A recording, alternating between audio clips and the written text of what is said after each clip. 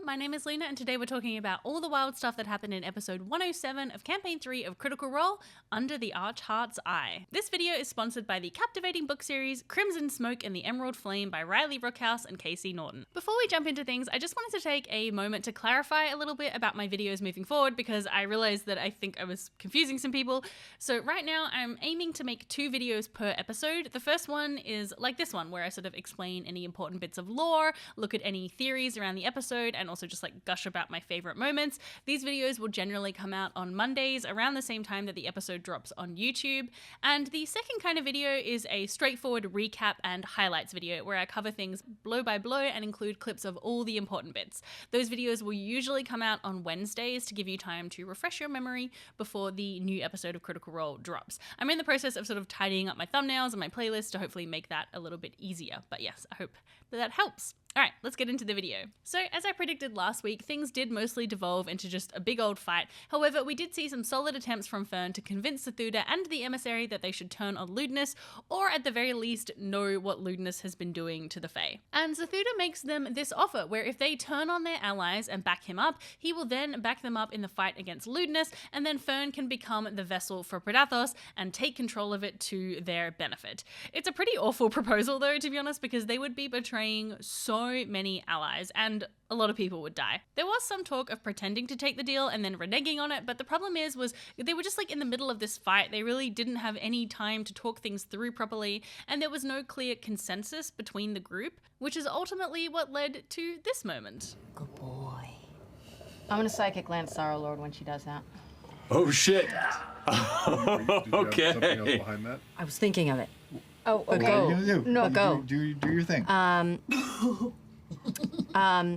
I was just gonna try to reach out to Sorrow Lord because I want to whisper something to him. Shit. Okay, do that first.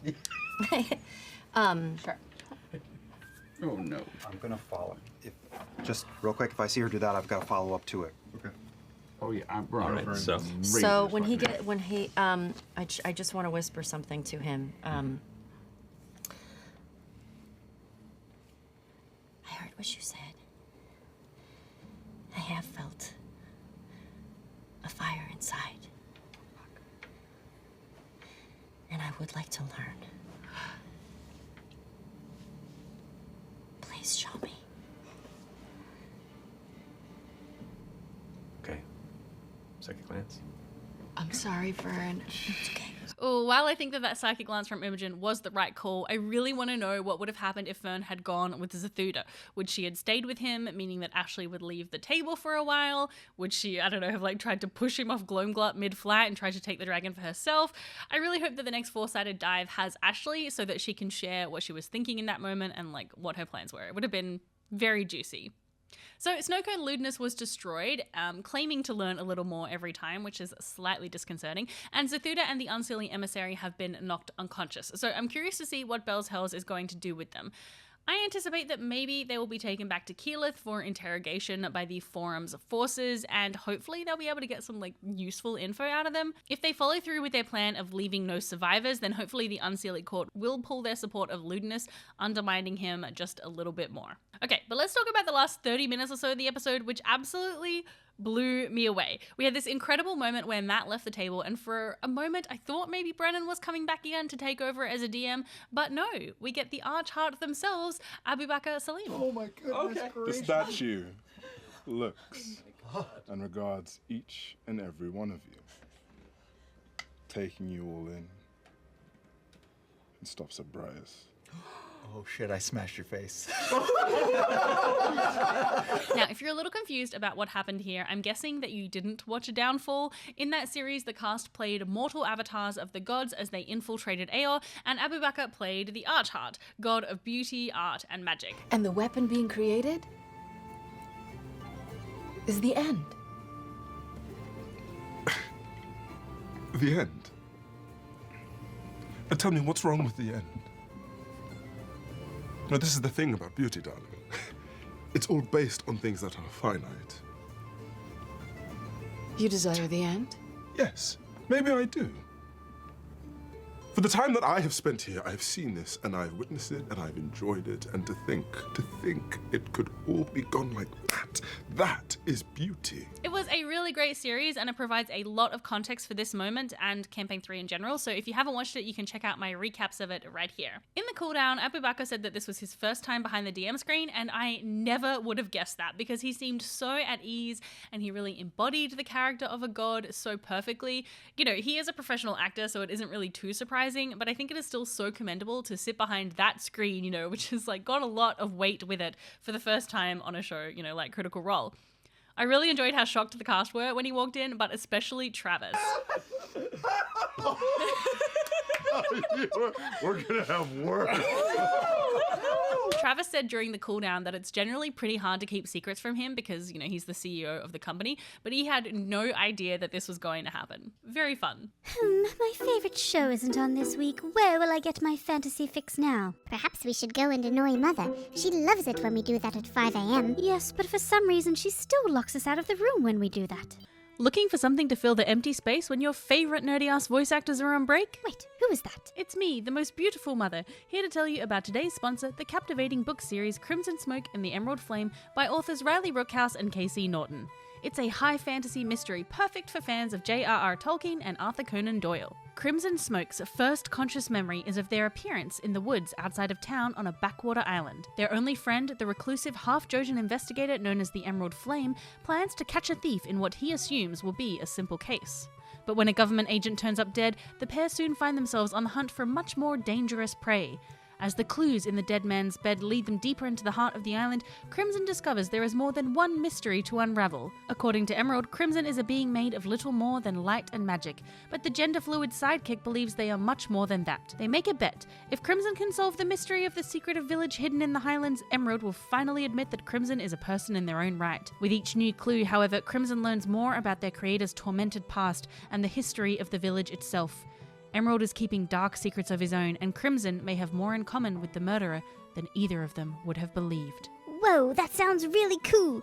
How many books are in the series? There are 4 books in the series, the perfect amount for binge reading. And where can we buy the books? You can order a physical copy of the book or a digital ebook from the link in the description, and the first book is free. In fact, I've already loaded this series onto this e-reader. Now seriously, stop waking me up at 5 a.m. or there will be no more cool fantasy books for you. Hey, Marigold, can you read?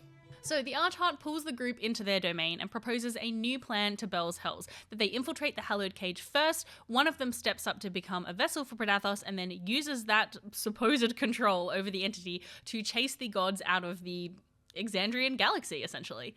The Archheart maintains that this is the only way to prevent another calamity because right now the gods are somewhat divided and are currently kind of on a back foot because of that. Now, we really didn't get a chance to hear who out of Bel's Hells might be on board with this plan, except for Dorian. To unleash Predathos, but control it, and also get rid of you. And that was the only block my conscience had. And if I can do both, that is a deal I'd be willing to make. I will never care for the gods. Ever. But I will make a deal with them if it allows me and my friends the freedom to live our lives. And this does not sound like a bad deal to me. I'm willing to wager that Fearne, Ashton, and maybe Chetney might be willing to give this a try, but I have a feeling that Orym, Imogen, and Breas will be against it. Laudna, though, I'm not so sure about. So the question is, will Bel's Hells attempt this plan of the Archhearts? I asked in my Discord, and about 60% of critters there said that they think Bel's Hells will try this plan, but I'm curious to know what all of you think. Let me know in the comments, because yeah, I think it's a really fun and juicy idea, but I also don't know if they're going to go for it, because it seems like very unknown and there is a lot of risk. It's kind of wild to think about this meeting happening so soon after Orym's visit from the Wild Mother. I wonder if we're going to see more gods popping up to try and get Bel's Hells on track for what they want. You know, we might be in for some visits with the Matron of Ravens in particular, given this moment. Have a lord now. The first thing that hits you isn't the light, but a smell. A smell you know very well. The smell of winter. Then an image hits you. Something familiar yet alien. A mask. black feathers, and then a whisper. Come find me. It would be interesting to see how the matron reacts to Laudner, given that the matron is usually firmly against the undead and necromancy, but Laudner is in a pretty unusual position, right, of being in this place sort of between undeath and life, and it was also something that was forced upon her, and we've already seen the followers of the Matron of Ravens back Laudner up. The Coven of the Veil, is that what it's called? They already backed her up in the forum by saying that, you know, she had a place kind of on this team despite her undead nature. The other question I have is, who is the second god who is on board with leaving Exandria? Is it the Matron of Ravens? I think a lot of folks assumed that it is because we had that little moment with the matron, but I wonder if maybe it could be someone else, maybe even a betrayer? Just the Matron of Ravens in Downfall was very against... Well, it was against dying, basically. Why can't we just...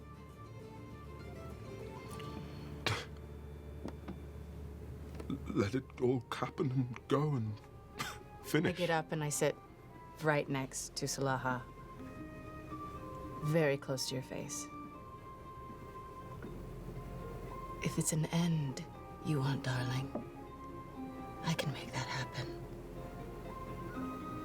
I have ways. That's my purpose. But I didn't work an entire lifetime to have it end before I experience the infinite. So I suppose leaving Exandria is not the same as dying, right? So maybe she would be happy to go and, I don't know, start somewhere else, but also her entire job as a god is to shepherd souls to the afterlife. And so if she were to leave Exandria, like, what is she going to do? Yeah, let me know your thoughts in the comments. Maybe it's actually a betrayer god. I could see that happening a little bit more. But I don't know, it's hard to tell. Critters have theorized for a long time that the gods being wiped from Exandria is a move to clear the slate, ready for a new era of Exandria played using Daggerheart, and this could be another way forward for the group to do that. I could see Campaign 4 taking place far in the future, you know, maybe centuries and centuries, so that it could still take part in Exandria, which is a sort of familiar world, but without the gods, or maybe even with newly arisen ones. Only time will tell, and I have a feeling that their 10-year anniversary could be when we see some things really shaken up. That's in March of next year. I want to explain really quick too about the magical item that the Archheart crafted. So this seems to be a relic of the Red Solstice. Matt did refer to it as an exalted vestige in the cooldown, but he had said that new artifacts made by the gods were going to be called these relics of the Red Solstice, and I think maybe it was just he just misspoke. It does seem like the Archheart crafted this in that exact moment. So if you're a little confused about the star, You can make out a face. It's gaunt and hollow-eyed, feminine. Their eyes are burning with an intensity it's unyielding. This star. You can hear it whispering. It's indecipherable, but there is a panicked sort of a mantra to it, like a wish. Can I lean forward and try to hear a little bit better? I wish the knowledge, the weapon, I wish the knowledge. the star was the mage from the end of Downfall who was actually created Salaha's body. Salaha was the mortal avatar of the Archheart in Aor. And what was her name again? I've forgotten to write this down.